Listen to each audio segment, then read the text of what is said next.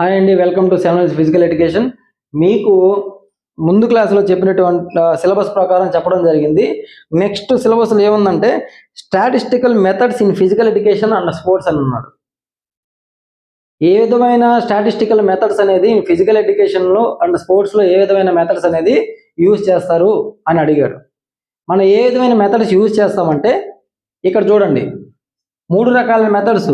ఒకటి methods of central tendency, methods of variability, correlation. దీనికి సంబంధించి చూడండి, methods of central tendency, methods of variability లేదంటే డిస్పర్షన్ అంటారు, అంటే కోరిలేషన్. ఈ మెథడ్స్ ఆఫ్ సెంట్రల్ టెండెన్సీని కేంద్రీయ ప్రవృత్తి మానాలు లేదా కేంద్రీయ ప్రవృత్తి కొలతలు, కేంద్రీయ ప్రవృత్తి మానాలు లేదా కేంద్రీయ ప్రవృత్తి కొలతలు అని అంటారు. నెక్స్ట్ చరశీలత మానాలు, మెథడ్స్ ఆఫ్ వేరియబిలిటీ లేదా డిస్పర్షన్ అంటే చరశీలత మానాలు. ఇక సహసంబంధం, కోరిలేషన్. ఈ 3 ఉంటాయి. ఇదంతా కూడా నేను ఎందుకు చెప్తున్నానంటే అసలు ఏ మెథడ్స్ ఉన్నాయి దాని గురించి మనం పూర్తిగా తెలుసుకునే ముందుగా ఇదంతా మనకు ఫ్లో చార్ట్ లాగా ఒకరోజు మీకు చెప్పాను నేను. షార్ట్ వీడియో ఏ విధంగా చేసుకోవాలి, మన చదివే సబ్జెక్టు గురించి ఓవరాల్ కాన్సెప్ట్ అనేది మన కళ్ళ ముందు అరిచేతిలో కనిపిస్తూ ఉండాలి. మీరు అసలు ఫస్ట్ ఆఫ్ ఆల్ మీరు దేని గురించి చదువుతున్నారు? ఒక పేజీలో కేంద్రీయ ప్రవృత్తి మానాలు, ఈ ఒక 3 పేజీలు వరుసగా చదివి, దీని ఒక 3 పేజీలు వరుసగా చదివి, దీని ఒక 2 పేజీలు వరుసగా చదివితే అసలు ఏముందో మీకు అర్థం కాదు. చదివేటప్పుడు అర్థం చేసుకోండి. అసలు ఫస్ట్ ఆఫ్ ఆల్ ఏముంటాయో అదంతా కూడా మీ చేతిలోకి వచ్చేలాగా ఇలాగ చార్ట్ టైప్లో రెడీ చేసుకోవాలి. ఇప్పుడు దీనికి సంబంధించి ఏ మెథడ్స్ ఉన్నాయి? కేంద్రీయ ప్రవృత్తి మానాలు అంటే methods of central tendency, methods of variability లేదా డిస్పర్షన్, కోరిలేషన్, ఈ విధమైనవి ఉంటాయి. దీంట్లో మళ్ళీ ఏమేమి ఉంటాయని చూసుకోవాలి. ఇప్పుడు మెథడ్స్ ఆఫ్ సెంట్రల్ టెండెన్సీలకు సంబంధించి ఏఎం అంటే అర్థమెటిక్ మీన్, దీన్నే జేఎం అంటాం. ఏఎం లేదంటే జేఎం లేదంటే హెచ్ఎం అని అంటాం.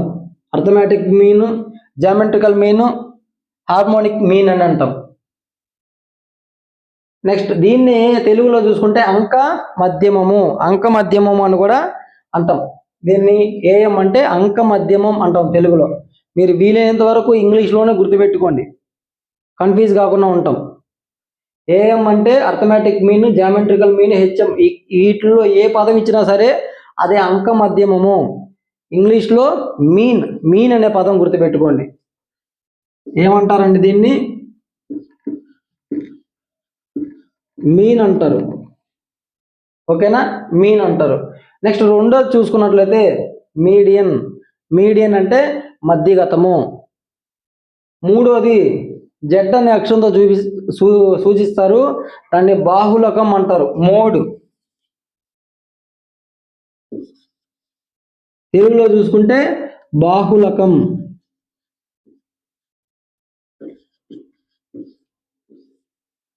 మీడియన్ అంటే మధ్యగతం, మీన్ అంటే అంక మధ్యమం.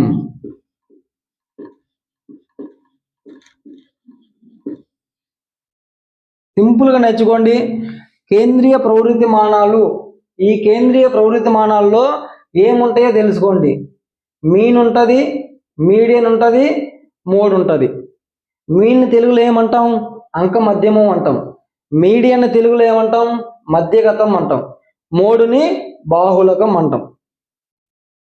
దీనికి సంబంధించి విడివిడిగా గ్రూప్ డాటాలు ఏ విధంగా చేయాలి, అన్గ్రూప్ డాటాలు ఏ విధంగా చేయాలి, దానికి సంబంధించి లెక్కలు ఉంటాయి.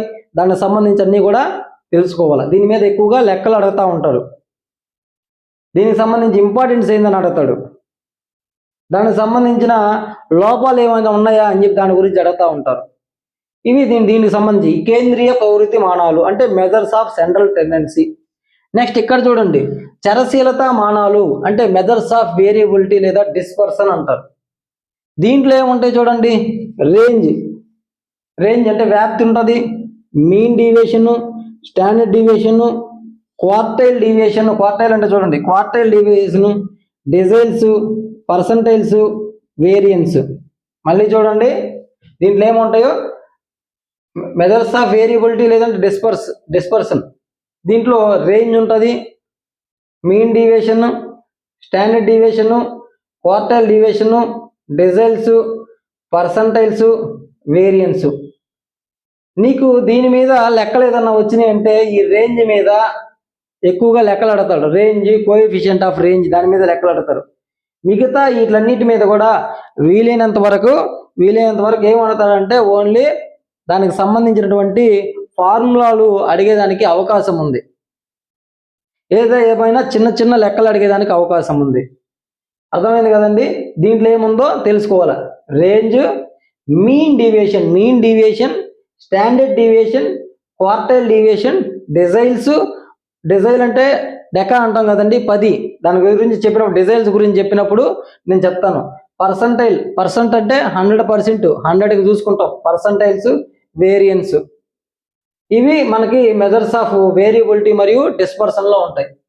నెక్స్ట్ సహసంబంధం అంటే కోరిలేషన్. ఇక్కడ 3 రకాలు ఉంటాయి. పాజిటివ్ కోరిలేషన్, ప్లస్ అంటే పాజిటివ్ కోరిలేషన్, మైనస్ అంటే నెగిటివ్ కోరిలేషన్, జీరో అంటే జీరో కోరిలేషన్. 3 ఉంటాయి కదండి. Positive correlation, negative correlation, zero correlation. ఈ రకాల 3 మెథడ్స్ అనేది ఉంటాయి. కేంద్రీయ ప్రవృత్తి మానాలు, చరశీలత మానాలు, సహసంబంధాలు. ఇప్పుడు ఒక్కొక్క దాని గురించి ఈ విధంగా ఏ సబ్జెక్ట్ అయినా సరే మీరు ఆ సబ్జెక్ట్కి వెళ్ళినప్పుడు ఆ సబ్జెక్ట్ మొత్తం మీద ఏమున్నాయి అని చెప్పేసి ఫస్ట్ ఆఫ్ ఆల్ దానికి ముందు పేజీలో అసలు మొత్తం ఏ విధంగా ఉంది అసలు దాని గురించి మనం తెలుసుకునే విధంగా ట్రై చేయాలి ఫస్ట్. ఇప్పుడు ఈ విధంగా తెలుసుకున్నామా, దీనికి సంబంధించి ఒక్కొక్క దాని గురించి వెళ్ళాలి. ఇప్పుడు కేంద్రీయ ప్రవృత్తి మానాలకు సంబంధించినటువంటి అసలు కేంద్రీయ ప్రవృత్తి మానాలు అంటే ఏంటి, దాంట్లో ఉన్నటువంటి అర్థమెటిక్ మీన్ అంటే మీన్ అంటే ఏంది, మీడియన్ అంటే ఏంది, మోడ్ అంటే ఏంది, మీన్కి సంబంధించిన అన్గ్రూప్ డాటాలో ఏ విధంగా ఉంటుంది, గ్రూప్ డాటా ఏ విధంగా చేయాలి, మీడియన్కి సంబంధించిన అన్గ్రూప్ డాటా మరియు గ్రూప్ డాటాకు సంబంధించినటువంటి ఏ విధంగా చేయాలి. అన్గ్రూప్ డాటా అంటే అవర్గీకృత దత్తాంశం అంటే ఏ విధమైన గ్రూప్ చేయకున్నటువంటి దత్తాంశాన్ని, ఆ డాటానే మనం అవర్గీకృత దత్తాంశం అంటాము. ఆ అవర్గీకృత దత్తాంశం అంటే అన్గ్రూప్ డాటా నుంచి మనం ఏ విధంగా మీన్ చేయాలి, ఏ విధంగా మీడియన్ చేయాలి, ఏ విధంగా మోడ్ చేయాలనే దాని గురించి మనం నేర్చుకోవాల్సి వస్తుంది. ఇదంతా వద్దండి, సింపుల్గా నేర్చుకోండి. ఇప్పుడు దీని గురించి కేంద్రీయ ప్రవృత్తి మానాల గురించి తెలుసుకుందాం. ఫస్ట్ ఆఫ్ ఆల్ ఇప్పుడు మెజర్స్ ఆఫ్ సెంట్రల్ టెండెన్సీ గురించి తెలుసుకుందాం. అంటే కేంద్రీయ ప్రవృత్తి మానాలు. ఈ కేంద్రీయ ప్రవృత్తి మానాలు అంటే ఏంటంటే ఒక దత్తాంశం యొక్క రేఖ అంటే ఒక డాటాకు సంబంధించినటువంటి రేఖా చిత్రంలో అత్యధిక విలువలు ఏ విలువ వద్ద కేంద్రీకరించబడి ఉన్నాయో ఆ విలువను కేంద్రీయ ప్రవృత్తి విలువలు అని అంటారు. కేంద్రీయ ప్రవృత్తి విలువలు అంటారు. ఈ విలువలను కొలిచేటువంటి మాపనాలనే కేంద్రీయ ప్రవృత్తి మానాలు అని అంటారు. కేంద్రీయ ప్రవృత్తి మానాలు అంటారు. ఒక దత్తాంశం అంటే ఒక డాటా, ఒక దత్తాంశం యొక్క రేఖాచిత్రంలో అత్యధికంగా గణనలు ఏ బిందువు వద్ద ఉన్నాయో ఆ బిందువు సంబంధించిన ఏ విలువ వద్ద ఉన్నాయో ఆ విలువలను కేంద్రీయ ప్రవృత్తి విలువలు అని అంటారు. ఆ కేంద్రీయ ప్రవృత్తి విలువలను కొలిచేటువంటి మాపనాలను లేదా కొలతలనే కేంద్రీయ ప్రవృత్తి మానాలు అని అంటాం. ఇంకా ఒకే రాశిలో ఉన్నటువంటి అన్ని విలువలకు కూడా ఒకే ఒక విలువ ప్రాతినిధ్యం వహిస్తుంది. ఒకే ఒక విలువ ప్రాతినిధ్యం వహిస్తుంది. ఈ సెంట్రల్ టెండెన్సీనే యావరేజెస్ అంటారు, లేదంటే స్టాటిస్టికల్ యావరేజెస్ అని కూడా అంటారు. ఈ సెంట్రల్ టెండెన్సీనే ఏమంటారంటే యావరేజెస్ అంటారు, లేదంటే స్టాటిస్టికల్ యావరేజెస్ అని కూడా అంటారు. దీనికి సంబంధించినటువంటి రకాలు అనేది ఇందాక మనం చెప్పుకోవడం జరిగింది. ఏమేమి ఉన్నాయి అక్కడ? మీన్ ఉంది, మీన్ అంటే అంకం మధ్యమం అనేది ఉంది. మీడియన్ రెండోది మీడియన్ అంటే మధ్యగతం అనేది ఉంది. మూడోది బాహుళకం అంటే మోడ్ అనేది కూడా ఉందన్నమాట. ఇప్పుడు ఒక్కొక్క దాని గురించి తెలుసుకుందాం. ఇప్పుడు అర్థమైంది కదండి, అసలు first of all central tendency అంటే ఏమో అర్థమైంది కదా. ఇప్పుడు ఒక్కొక్క దాని గురించి తెలుసుకుంటా వెళ్దాం. ఇప్పుడు మీన్ అంటే ఏందో తెలుసుకుందాం. ఇప్పుడు మీన్ అంటే ఏందో తెలుసుకుందాం. మీన్ అంటే అంకమద్యం. ఒక దత్తాంశంలోని రాసుల మొత్తాన్ని ఇచ్చినటువంటి రాసుల సంఖ్యతో భాగించగా వచ్చేటువంటి ఆ సగటు విలువను ఏమంటామంటే అంక మధ్యమము అని అంటాం. బాగా అర్థం చేసుకోండి. ఒక దత్తాంశంలోని రాసుల మొత్తాన్ని ఆ రాసుల సంఖ్యతో భాగించగా వచ్చినటువంటి విలువనే ఆ దత్తాంశం యొక్క అంక మధ్యమము లేదా మీన్ అంటే అర్థమెటిక్ మీన్ ఏఎం అంటాము, జామెట్రికల్ మీన్ జేఎం అంటాము, హార్మోనిక్ మీన్ హెచ్ఎం అని అంటాం. ఇది గుర్తుపెట్టుకోవాలా. అంటే నేను చెప్పిన దాని నుంచే చూడండి, ఒక దత్తాంశంలోని రాసుల మొత్తాన్ని దేంతో భాగించమన్నాడు వాడు? రాసుల సంఖ్యతో.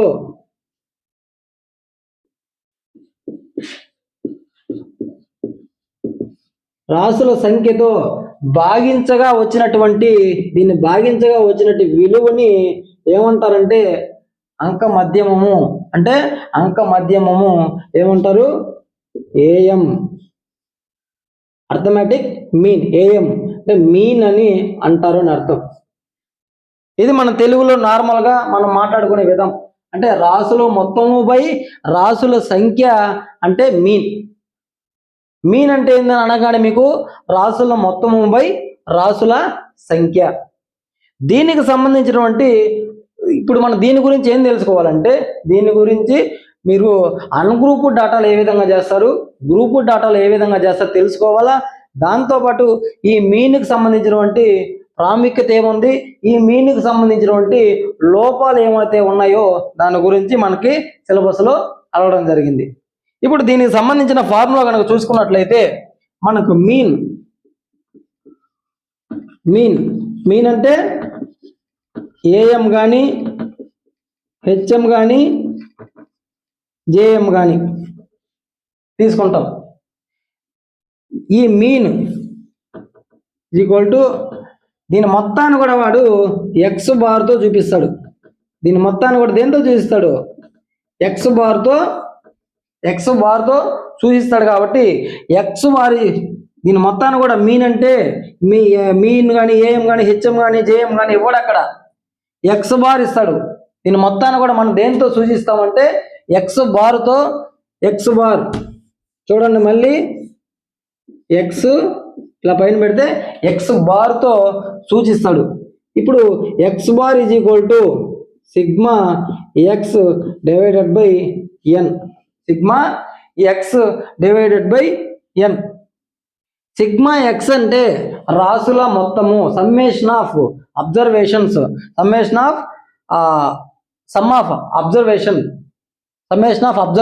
అని అర్థం. అంటే రాసుల మొత్తము.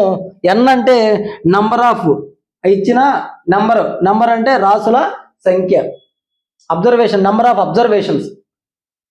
సిగ్మా ఎక్స్ అని అంటే summation of observation divided by number of observation. ఇది అన్గ్రూప్డ్ డాటా యొక్క formula. X bar is equal to sigma X divided by N. ఇక్కడ మీకు మీన్ అంటే ఇది దీనికి సంబంధించిన అన్గ్రూప్డ్ డాటా ఫార్ములా. ఇది అన్గ్రూప్డ్ డాటా. దీనికి సంబంధించినటువంటి చిన్న చిన్న లెక్కలు ఉంటాయి. ఆ లెక్కలు ఏ విధంగా మీకు అడుగుతాడు అనేది చూద్దాం. ఇప్పుడు మీన్కి సంబంధించినటువంటి అన్గ్రూప్డ్ డాటాకు సంబంధించిన లెక్క ఏ విధంగా ఇస్తాడో చూడండి. మనకు ఫార్ములా ముందుగానే తెలుసు. మీన్ అంటే x bar is equal to sigma X divided by n. X అంటే అబ్జర్వేషన్స్, ఎన్ అంటే నెంబర్ ఆఫ్ అబ్జర్వేషన్స్ అని అర్థం. ఎక్స్ బార్ అంటే మీన్ అనేది మనకు తెలుసు. ఇక్కడ ఒక లెక్క ఇచ్చాడు. ఒక విద్యార్థికి వివిధ రకాల సబ్జెక్టుల్లో వచ్చినటువంటి మార్కులు 40, 40, 25, 30, 50, 35, 45 45. అయితే అతనికి వచ్చినటువంటి సరాసరి మార్కులు ఎంత అని అడిగాడు. సరాసరి మార్కులు ఎంత అని అడిగాడు. అర్థమైందండి. ఒక విద్యార్థికి వివిధ రకాల సబ్జెక్టుల్లో నాకు పెద్ద బోర్డు లేదు కాబట్టి మొత్తం రాయలేకపోతున్నాను. రాబోయే రోజుల్లో వీలైనంత వరకు పెద్ద బోర్డు తీసుకొని చెప్పడానికి ట్రై చేస్తాను. అందుకని నేను నోట్తోనే చెప్తున్నాను. చెప్పేదాన్ని మీరు ముందు ఏదైనా పేపర్ తీసుకొని నేను 1కి 2 సార్లు చెప్తున్నాను కాబట్టి రాసుకున్నా ట్రై చేయండి. ఒక విద్యార్థికి ఇక్కడ చూడండి క్వశ్చన్, ఒక విద్యార్థికి వచ్చినటువంటి వివిధ రకాల సబ్జెక్టుల్లో వచ్చినటువంటి మార్కులు వరుసగా 40, 25, 30, 50, 35, 45 మార్కులు అయితే అతనికి వచ్చినటువంటి సరాసరి మార్కులు ఎంత అని క్వశ్చన్ అడిగినప్పుడు దానికి సంబంధించిన మీన్ ఏ విధంగా కనుక్కుంటాం మనం. ఇక్కడ మీన్ అంటే x bar is equal to తెలుగులో ఏమంటాం, రాసుల మొత్తము. నేను మొత్తం రాయటం లేదు, అర్థం చేసుకోండి. రాసుల మొత్తము బై రాసుల సంఖ్య. రాసుల సంఖ్య. రాసుల మొత్తము అంటే వీటిని మొత్తాన్ని కూడా కూడుకోవాలి. వీటిని ఇచ్చిన సంఖ్యలను మొత్తాన్ని కూడా కూడుకోవాలి. అంటే చూడండి ఇక్కడ 40 + 25 + 30 + 50 + 35 + 45 డివైడెడ్ బై ఇవి మొత్తం కూడా కూడుకోవాలి. అన్ని ప్లస్ చేయాలి. 40 + 25 + 30 + 50 + 35 + 45 డివైడెడ్ బై ఇక్కడ మన తర్వాత ఏముంది, ఇక్కడ రాసుల సంఖ్య. ఇట్లా మొత్తం కూడుకున్న తర్వాత రాసుల సంఖ్య అంటే ఏ విధంగా వస్తుంది చూడండి. ఇచ్చిన సంఖ్యలు చూడండి, 1 1 2 3 4 5 6. అర్థమైంది కదా. 6 సబ్జెక్టుల్లో 1 2 3 4 5 6 అంటే ఎన్ని రాసుల సంఖ్య ఎంత ఉంది మనకు అక్కడ, 6గా ఉంది. ఇప్పుడు దీని మొత్తాన్ని కూడండి ఒకసారి.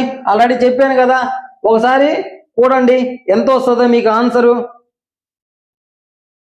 చూడండి 40 25 30 50 35 45 15 6 9 14 17 21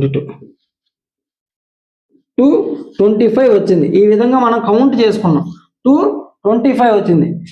225 divided by 6. 225 divided by 6. Mathematics background students ఉంటారు కాబట్టి దీన్ని డైరెక్ట్గా చేయకుండా సింపుల్గా మీరు ఎలా చేయాలంటే భాగాహారం లాగా చేసుకోండి. భాగాహారం లాగా చేసుకోండి. మీరు ఏ లెక్క అయినా సరే రాసుల మొత్తం బై రాసుల సంఖ్యని ఈ విధంగా వేసుకున్న తర్వాత దాన్ని ఏ విధంగా చేయాలనేసి నేను ఇక్కడే చేయగలను, కానీ అందరికి అర్థం కావాలి కాబట్టి చెప్తున్నాను. చూడండి దీన్ని ఏ విధంగా చేయాలనేసి. 225ని అండి, మీకు చాలా మందికి మ్యాథ్స్ స్టూడెంట్స్ ఉంటారు, వాళ్ళకి డైరెక్ట్గా చేయగలుగుతారు. మనకు సంబంధించి చాలా మంది మ్యాథమెటిక్స్ సంబంధించి రానోళ్ళు ఉంటారు కాబట్టి వాళ్ళకి అర్థం కావడానికి చెప్తున్నాను, అర్థం చేసుకొని. మన ఉద్దేశం ఏంటంటే ప్రతి ఒక్క స్టూడెంట్ కూడా, ప్రతి ఒక్క క్రీడాకారుడు కూడా చదువు అనేది అర్థం కాక అక్కడే ఆగిపోకూడదు, ముందుకు రావడం కోసం నా థీమ్ కాబట్టి వీలైనంత వరకు అర్థమయ్యేదానికి చెప్తాను. అర్థం కాకపోతే నాకు కామెంట్లో తెలియజేయండి.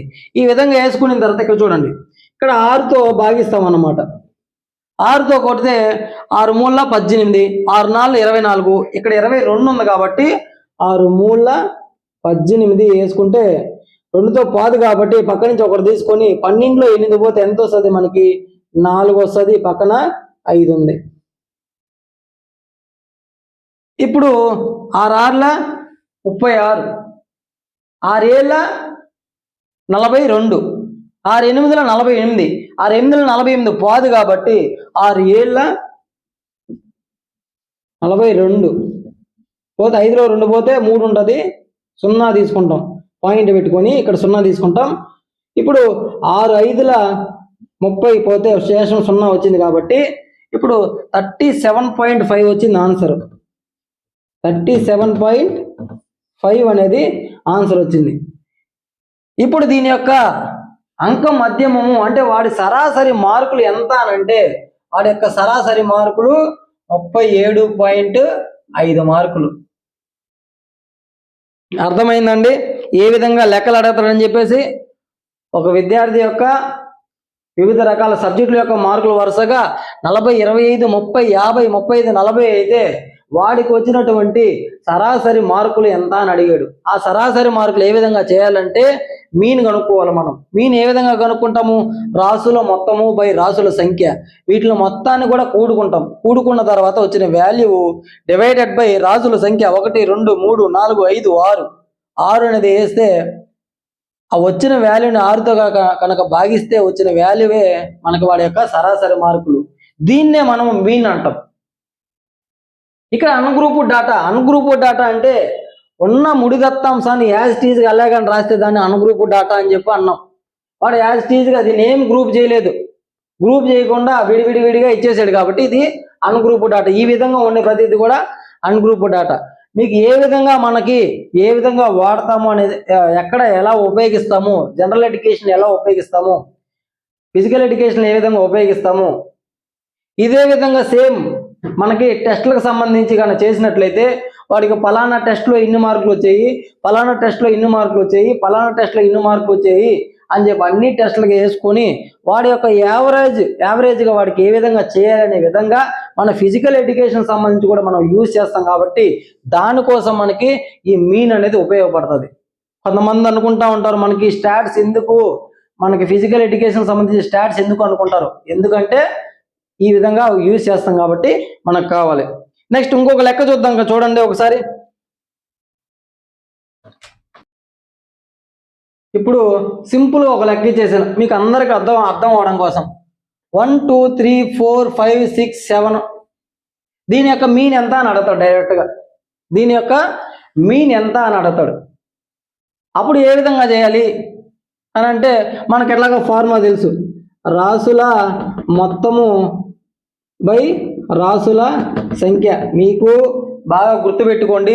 మీకు లెక్కల కోసం అర్థం కావడం కోసం నేను తెలుగులో చెప్తున్నాను.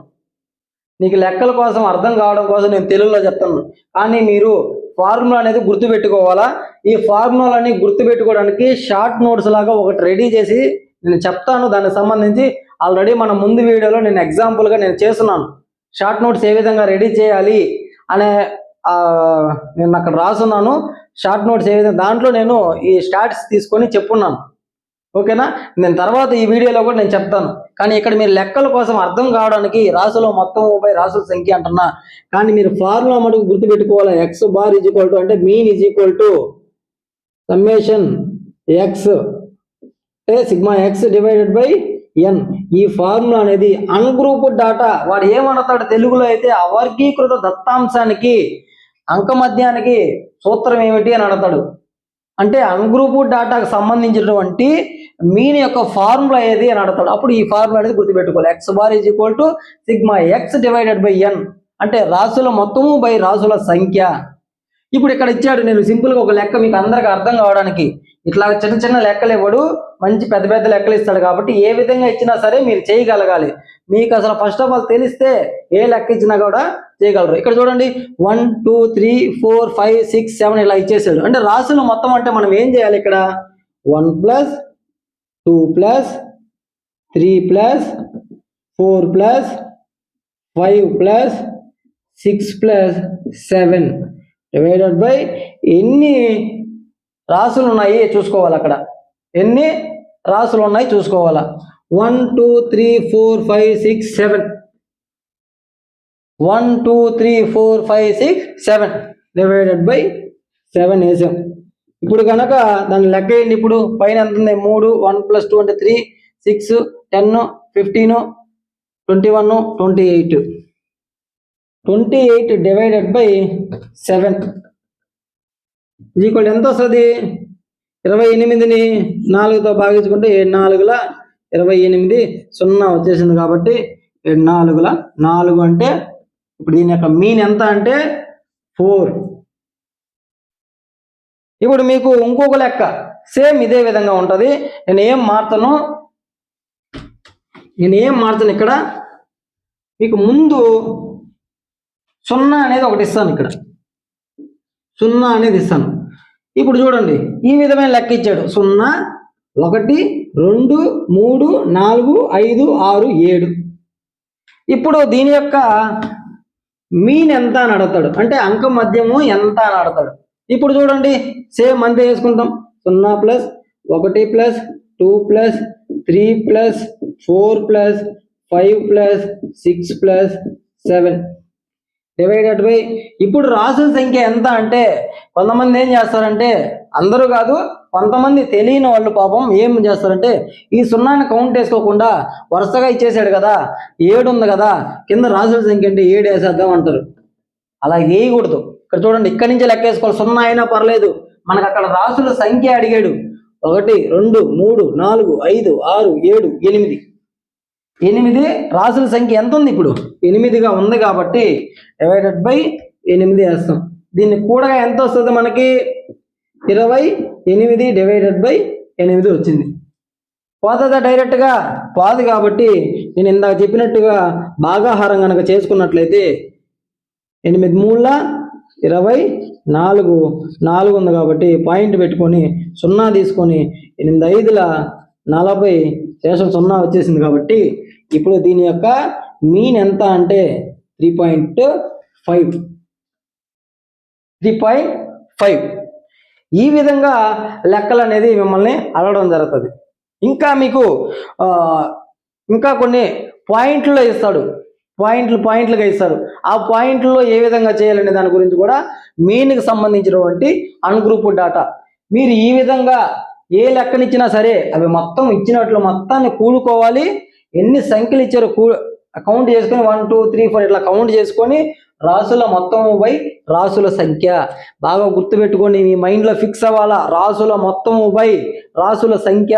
ఇది మీరు లెక్క రెడీ చేసేటప్పుడు ఖచ్చితంగా మీ మైండ్లోకి మీన్ అనగానే, మీన్ అంటే అంక మధ్యము, తెలుగులో అంక మధ్యము అని అడగంగానే మీకు ఖచ్చితంగా రాసులు మొత్తము బై రాసుల సంఖ్య అనేది మీ మైండ్లోకి ఖచ్చితంగా రావాల్సిందే. ఫార్ములాకు సంబంధించి నేర్చుకుంటాం, దానికి సంబంధించి మీకు సపరేట్గా నేను నేర్పిస్తాను, ఖచ్చితంగా నేర్పిస్తాను. ప్రతి ఒక్క ఫార్ములా మీరు మర్చిపోకుండా నేను ఖచ్చితంగా చేస్తాను. దానికి మాత్రం నేను మాట ఇస్తున్నా. ఒక్క ఫార్ములా కూడా మిస్ కాకుండా దాన్ని ఎలా గుర్తుపెట్టుకోవాలనే దాని గురించి మాత్రం నేను చేస్తాను. కానీ లెక్కలు మాత్రం చేయాల్సిన బాధ్యత మాత్రం మీది. అందుకని నేను చెప్తున్నాను, రాసుల మొత్తము బై రాసుల సంఖ్య. అన్గ్రూప్డ్ డాటాకి ఏ విధంగా చేయాలి, మీకు వీలైనంత వరకు ఇప్పటి వరకు మీకు అన్గ్రూప్డ్ డాటా మీదే లెక్కలు ఇస్తాడు. గ్రూప్డ్ డాటా మీద రేర్గా ఇస్తాడు. ఒకవేళ గ్రూప్డ్ డాటా మీద కూడా లెక్కలు ఇస్తే ఏ విధంగా చేయాలో నెక్స్ట్ మనం చూస్తూ ఉంటాం. ఇప్పుడు దీంట్లో కొంచెం ఏ విధంగా చేస్తారో చూద్దాం. ఇప్పుడు చూడండి, ఈ విధమైన లెక్క పాయింట్లో ఇస్తే ఏ విధంగా చేయాలనేది చూసుకోవాలి. పాయింట్ల మీదంగా నేను ఖచ్చితంగా మీన్కి సంబంధించి అన్ని రకాల విధాలుగా మీరు ఏ విధంగా అడుగుతారో అన్ని విధాలుగా కూడా మీకు లెక్కలు అనేది నేను చెప్పడం జరుగుతుంది. నేను ఒక్కొక్క ఎగ్జాంపుల్ చెప్తాను, ఆ మెథడ్ గుర్తుపెట్టుకోండి. ఆ మెథడ్ పరంగా మీరు ఎన్నైనా చేయొచ్చు. ఇప్పుడు చూడండి, దీనికి సంబంధించినటువంటి మీన్ అడిగాడు. 43.5, 43.03, 43.3, 45, 43.33.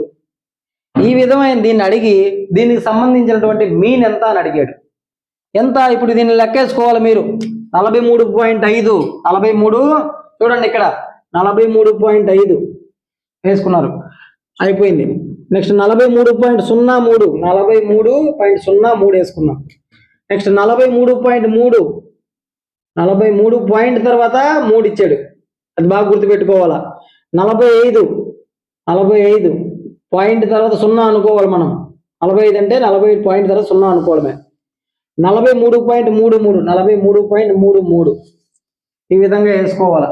వేసుకున్న తర్వాత ఇప్పుడు కూడుకున్న తర్వాత చూడండి, 3 ఈ వరుసకు సంబంధించి చూడండి, ఈ వరుసలో ఏమున్నాయి, ఇక్కడ ఇదొక 3 ఉంది కాబట్టి 3 3 ఎంత? 6.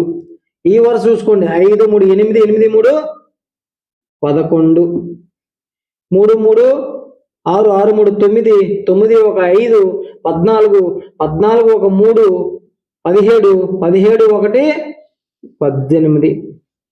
చూడండి, 4 1 2 3 4 5 5 నాలుగులు ఉన్నాయి కాబట్టి 5 నాలుగుల 20, ఇది 1 ప్లస్ 1 కలిపితే 21. అలా కాకుండా ఇలా కూడుకోండి. 4 4 8, 8 4 12, 12 4 16, 16 4 20 ప్లస్ 1 21. కూడేసుకున్నాం. మనకి ఏంది ఫార్ములా? ఎందుకు కూడుకున్నాం? రాసుల మొత్తము బై రాసుల సంఖ్య కాబట్టి రాసుల మొత్తం అక్కడ కూడితే ఎంత వచ్చింది? 218.16 డివైడెడ్ బై రాసుల సంఖ్య ఎంత ఇక్కడ మనకి? 1 2 3 4 5. ఇప్పుడు దీన్ని కనుక మనం భాగాహారం చేస్తే ఎంత వస్తుందో చూద్దాం. ఇప్పుడు 218.16 5తో చేస్తే 5 4 20, 1 8 మిగిలింది, 5 3 15, 3 మిగిలింది. పక్కన పాయింట్ ఉంది కాబట్టి పాయింట్ అవతల 1 తీసుకొచ్చుకున్నాం. 5 6 30, 1 మిగిలింది, 6 మిగిలింది. 5 3 15, 1 మిగులుతుంది, 0 తీసుకున్నాం. 5 2 10 అంటే 43.632 43.632 దీని యొక్క మీన్ అన్నమాట. దేని మీన్? దీనికి సంబంధించినటువంటి మీన్. మనకు పాయింట్లలో కూడా ఇస్తారు దీనికి సంబంధించి.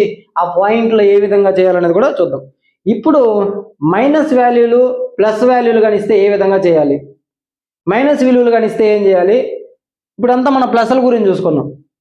మైనస్ విలువలు కనిస్తే ఏం చేయాలో చూద్దాం. ఇప్పుడు చూడండి, సింపుల్గానే చేద్దాం మీకు ఒక అవగాహన రావడం కోసం. దీంట్లో పాయింట్ ఏంటంటే కొంతమంది మైనస్ మర్చిపోతారు. దీనికి సంబంధించిన ఆన్సర్ ఇస్తాడు వాడు. ఒక దగ్గర ప్లస్ వాల్యూ ఇస్తాడు, ఇంకో దగ్గర మైనస్ వాల్యూ ఇచ్చేసి ఉంటాడు. మీకు ఆప్షన్స్లో ఏలో బిలో సిలో డి ఇచ్చేసినప్పుడు ఒక దాంట్లో మైనస్ వాల్యూ, ఇంకో దాంట్లో ప్లస్ వాల్యూ ఇచ్చినప్పుడు మీరు ఏం చేస్తారంటే తొందరలో మీకు వచ్చిన వాల్యూని మైనస్ ప్లస్ గుర్తులు మర్చిపోయి వాల్యూ పెట్టేసి తర్వాత మళ్ళీ ఇంటికి వచ్చేసిన తర్వాత తప్పు చేసిన తర్వాత బాధపడితే ఏమి రాదు. 6 మార్కులు కూడా జీవితాలు తలకిందలు అయిపోతాయి. కాబట్టి జాగ్రత్తగా గుర్తుపెట్టుకోండి. ఇందాక వేసినలాగే ఇందాక ప్లస్లో చేసాం, ఇప్పుడు మైనస్లో చేసాం. దీన్ని కూడితే ఎంత వస్తుంది? మనకేం చేయాలి? మనం రాసుల మొత్తము బై రాసుల సంఖ్య కాబట్టి రాసుల మొత్తం కనుక కూడితే మనం ఇందాక చేసాం సేమ్ ప్లస్లో ఎంత వచ్చింది? 28 వచ్చింది. కాబట్టి ఎన్ని మైనస్ వాల్యూలు కాబట్టి -28. రాసుల సంఖ్య ఎంత? 1 2 3 4 5 6 7 కాబట్టి 7 వేసాం. రాసుల సంఖ్యకి మైనస్లు ప్లస్లు వేయకూడదు. రాసుల సంఖ్యకి మైనస్లు ప్లస్లు వేయకూడదు. సంఖ్య కూడుకున్నాం అంతే. ఇప్పుడు ఎంత పోతుంది? 7 1 7 4 అంటే 4. కింద మీకు ఏం చేస్తాడంటే మీకు ఫస్ట్ ఆప్షన్ ఏలోనే 4, ఆప్షన్ బిలో 5, ఆప్షన్ సిలో 3, ఆప్షన్ డిలో -4 ఇచ్చుంటారు. మీరు అదరాబదర తొందరగా చేసేస్తారు. కానీ మీకు ఆప్షన్లో అక్కడ కంప్యూటర్లో ఏ విధంగా ఉంటుందంటే కంప్యూటర్లో చూడండి, మీరు క్వశ్చన్ ఈ విధంగా క్వశ్చన్ ఇచ్చిన తర్వాత కంప్యూటర్లో పైకి ఈ పక్క స్క్రోలింగ్ ఉంటుంది. ఈ స్క్రోలింగ్ చేసుకుంటూ పోతూ ఉంటాం. అక్కడ ఎలా ఉంటుందని అంటే ఏ బి సి డి ఇలా ఉంటాయి ఆప్షన్స్. కిందకు ఉంటాయి, సైడ్కి ఉండవు. మన పేపర్లో చేసినట్టు ఉండవు. పేపర్లో కొంతమంది ఇచ్చినట్టు ఏ బి సి డి ఇట్లా ఉండవు. ఈ విధంగా కిందకు ఉంటాయి. అప్పుడు వాడు ఏం చేస్తాడు? ఏ ఆప్షన్లో 4 ఇచ్చేస్తాడు, దీంట్లో 5 ఇస్తాడు, దీంట్లో 6 ఇస్తాడు, దీంట్లో లాస్ట్ ఆప్షన్లో 4 ఇచ్చింటాడు. మీకు 4 వచ్చేసిన తొందరలో మీకు ఏలోనే కనిపించేస్తుంది. పైన కిందకి స్క్రోల్ కూడా చేయరు.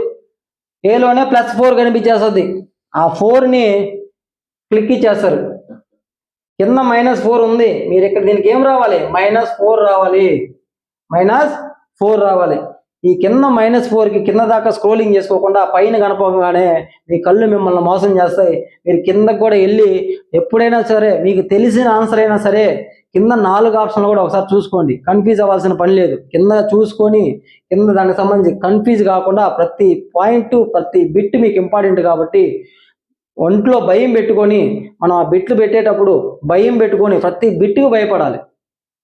భయపడతా అంటే భయపడిపోయి ఫీర్ అయిపోయి తప్పులు పెట్టేసి రావడం కాదు. జాగ్రత్త. ఒంట్లో భయం అంటే జాగ్రత్తగా పెట్టేసి రమ్మని చెప్పి ఈ విధంగా ఇస్తారండి. ఇది మైండ్లో పెట్టుకోండి. ఇది మైనస్ వాల్యూలకు సంబంధించి. ఇప్పుడు మైనస్ వాల్యూలు ప్లస్ వాల్యూలు రెండు కూడా కలిపి ఒకే దాంట్లో ఇస్తాడు. అప్పుడు మనం ఏ విధంగా చేయాలనేది చూద్దాం. ఇప్పుడు ఇప్పుడు ఒకే దత్తాంశంలో ఒకే డాటాలో ఏమి ఇస్తాడంటే మీకు అన్గ్రూప్ డాటా ఇది. ఈ అన్గ్రూప్ డాటాకి సంబంధించి ఒకే వాల్యూలో 6, 4, -3, -7, -2, 19, -24 ఈ విధంగా ఇచ్చేసి దీని యొక్క మీన్ ఎంత అంటే దీని యొక్క అంక మధ్యమం ఎంత అని అడతారు. దీని యొక్క మీన్ ఎంత అంటే ఏం చేయాలి మనము రాసుల మొత్తము బై రాసుల సంఖ్య చేయాలి మనం. అన్నీ చేసినట్టు ఇట్లన్నిటి కానీ కూడేసుకుంటే అయిపోద్దా? కాదు. ఆ విధంగా వేస్తే తప్పు వస్తుంది. అవన్నీ కూడా మిమ్మల్ని కన్ఫ్యూజ్ చేయడానికి ఇట్లన్నిటిని కూడేసి రాసుల మొత్తంపై రాసుల సంఖ్య చేసి కింద ఇచ్చే ఆప్షన్లో ఇచ్చేస్తాడు. దానికి సంబంధించి మనం ఈ విధంగా ఇచ్చినప్పుడు ఏ విధంగా చేయాలి? ఫస్ట్ ఆఫ్ ఆల్ మైనస్ వాల్యూలు ఎక్కడ ఉన్నాయి, ప్లస్ వాల్యూలు ఎక్కడ ఉన్నాయి డివైడ్ చేసుకోండి. నేను ఇప్పుడు మైనస్ వాల్యూలకు మాత్రం డబ్బాలు కొడుతున్నాను చూడండి. ఇట్లాగా ఇది ఒక మైనస్ వాల్యూ, ఇది ఒక మైనస్ వాల్యూ, ఇది ఒక మైనస్ వాల్యూ, ఇది ఒక మైనస్ వాల్యూ. వేటిని సపరేట్గా కూడేసుకోవాలి. ఇప్పుడు ప్లస్ వాల్యూని కూడదాం. ఇప్పుడు ఇక్కడ ప్లస్ వాల్యూలు ఏమున్నాయి? 6, 4, 19 ఇవి ప్లస్ వాల్యూలు. మైనస్ వాల్యూలు ఏమున్నాయి చూడండి. ఇక్కడ -3, -7, -2, -20,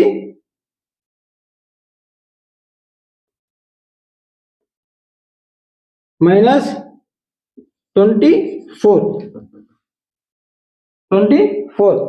మీరు కనుక తొందరపాటులో ఈ 24 అనేది ఇప్పుడు నేను కదా తొందరలో వేసినట్టుగా మీరు కనుక -24 అని ఇట్లా కానీ వేసారా వాల్యూనే మారిపోద్ది.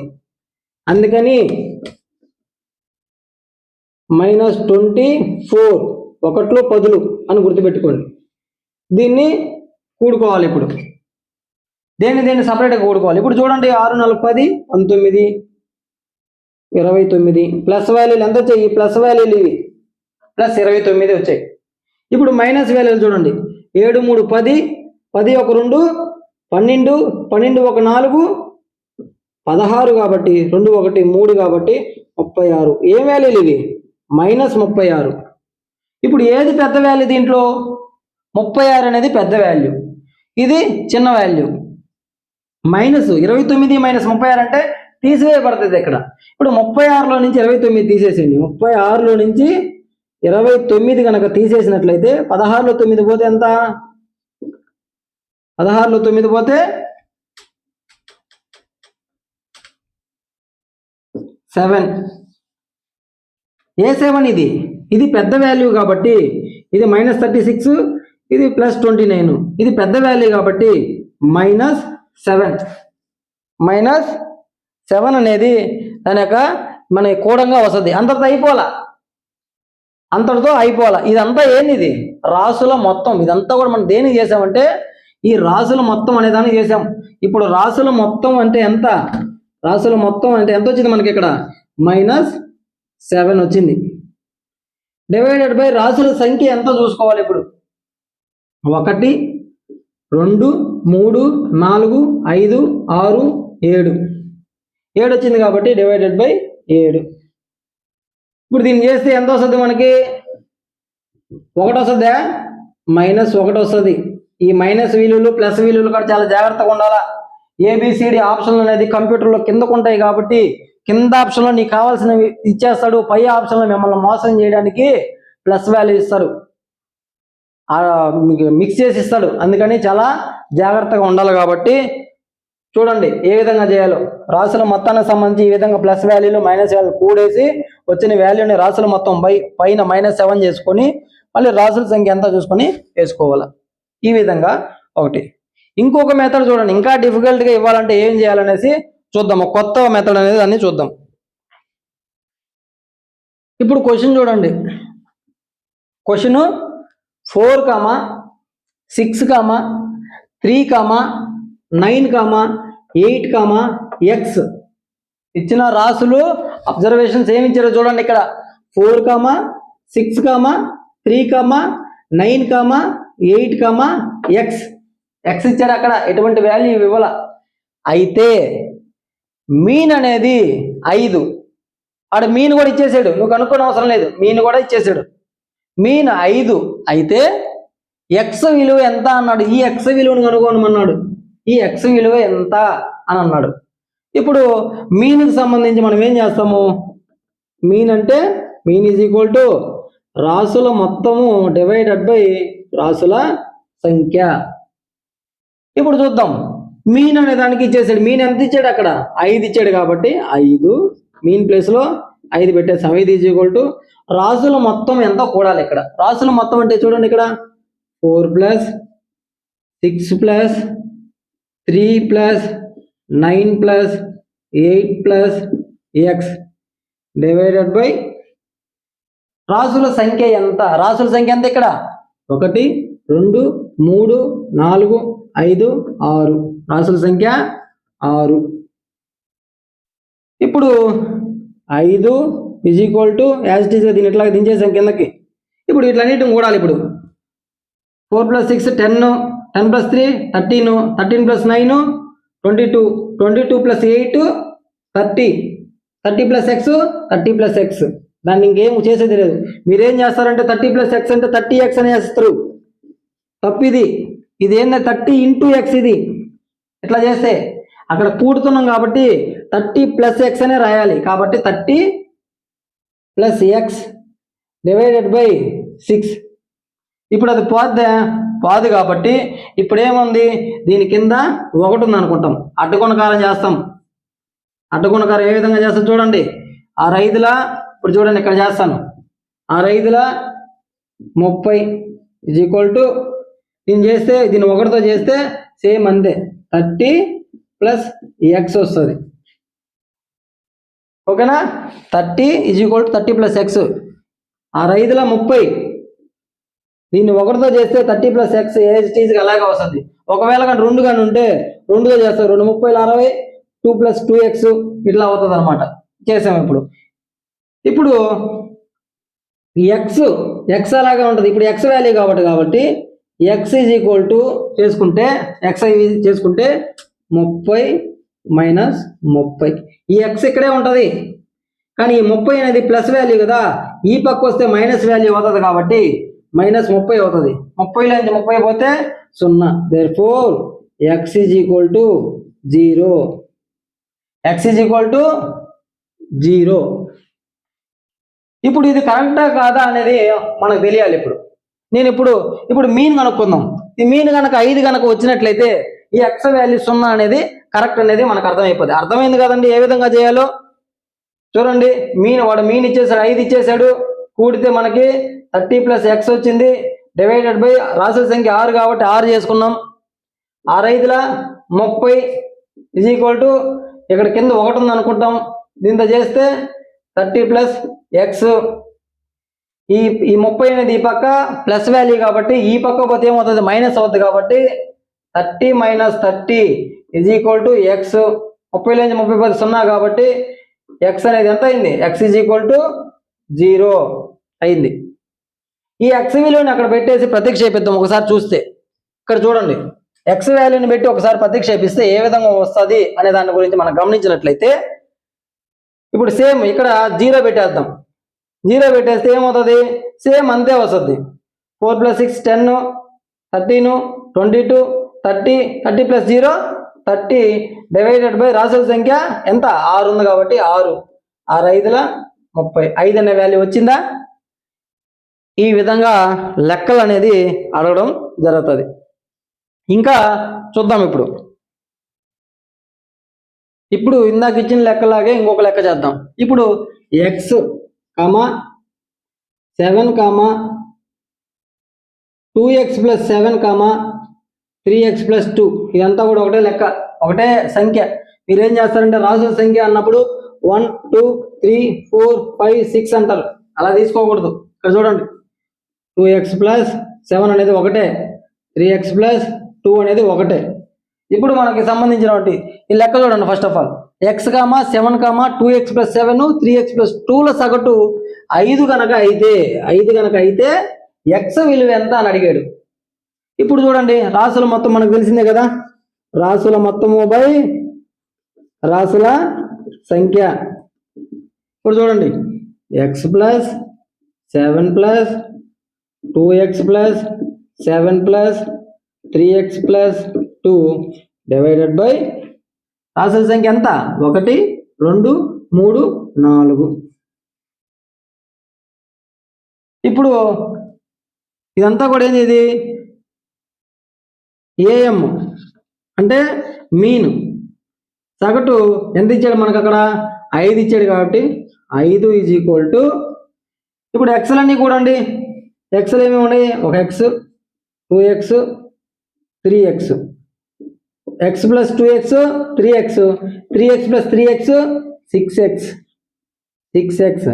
ఇప్పుడు నార్మల్ వాల్యూలు ఎన్ని ఉన్నాయి చూడండి, 7 7 14, 14 ఒక 2 16, ప్లస్ మైనస్ చూసుకోండి, ప్లస్ 16 డివైడెడ్ బై 4. దీని కనుక చేసుకున్నట్లయితే ఇప్పుడు దీని కింద 1 ఉంది అనుకుంటాం, అడ్డు గుణకారం చేయాలి. ఇప్పుడు చేస్తే 4 5ల 20 ఈజ్ ఈక్వల్ టు, దీన్ని చేస్తే 6x ప్లస్ 16. ఓకేనా, ఇప్పుడు అర్థమైందండి. గ్యాస్ చీజ్గా 100 చేసుకుని 6x ప్లస్ 16 అలా దించేసాం. ఇప్పుడు ఏం చేయాలో చూడండి. ఇప్పుడు 6xని ఇట్లాగే ఉండిచ్చేసి దీన్ని బయటకు తీసుకెళ్తాం, ఈ పక్కకు తీసుకెళ్తాం. అప్పుడు ఏమవుతుంది, 6x is equal to 20 minus 16. ఈ 16 ఈ పక్క తీసుకొచ్చాను అనుకోండి, 20 మైనస్ 16. అప్పుడు ఏమవుతుంది, 6x ఈజ్ ఈక్వల్ టు 20లో నుంచి 16 పోతే 4.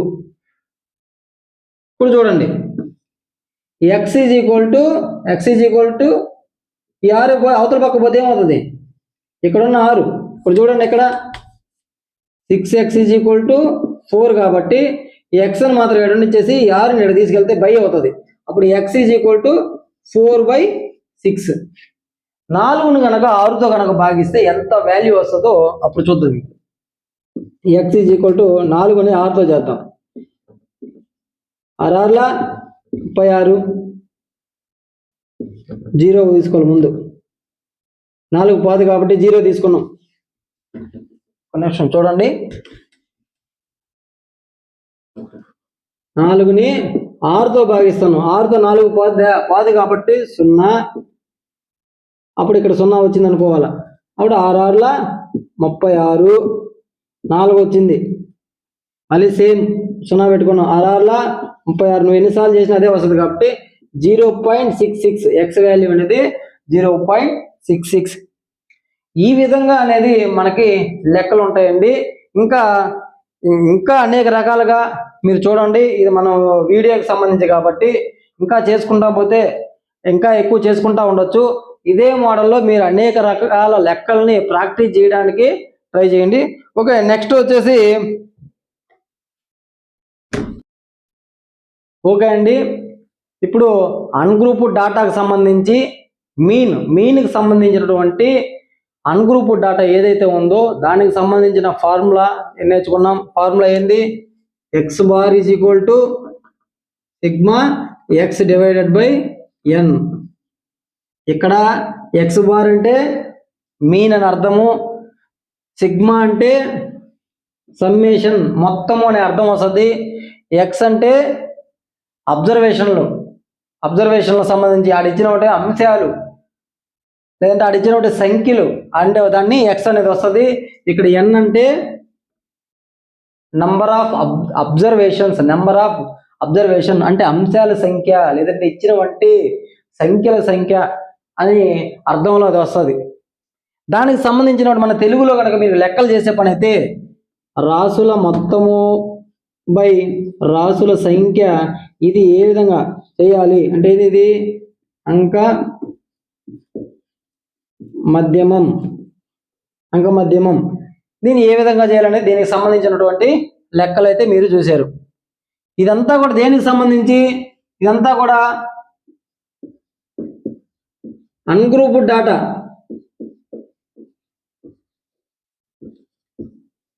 అన్గ్రూప్ డాటా అంటే అవర్గీకృత దత్తాంశం.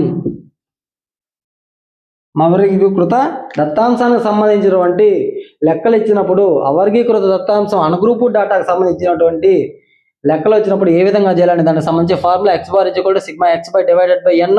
తెలుగులో కనుక చూసుకున్నట్లయితే రాశుల మొత్తము బై రాశుల సంఖ్య ఏమవుతుందంటే మీన్ అనేది అవుతుంది, లేదా సగటు అంటారు దీన్ని.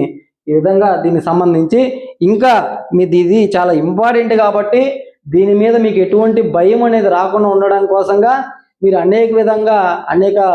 ఎన్ని రకాలుగా అడిగితే అన్ని రకాలు చేయాలి కాబట్టి భయం లేకుండా చేయడం కోసము ఈరోజు దీని గురించి చెప్పడం జరిగింది. ఇంకా నెక్స్ట్ మీడియన్ గురించి చేయాలి, అన్గ్రూప్ డాటాకి సంబంధించిన మీడియన్ చేయాలి, అన్గ్రూప్ డాటాకి సంబంధించిన మోడ్ చేయాలి. అది అయిపోయిన తర్వాత గ్రూప్ డాటా గురించి చెప్పుకుంటూ వెళ్తాం. అప్పుడు గ్రూప్ డాటా గురించి చెప్పుకుంటూ వెళ్ళేటప్పుడు దాని యొక్క ప్రాముఖ్యత దాని గురించి తెలుసుకుందాం, నెక్స్ట్ వీడియోలో తెలుసుకుందాం. ఇప్పుడు చాలా టైం అయిపోయింది కాబట్టి ఓకే అండి, థ్యాంక్ యూ.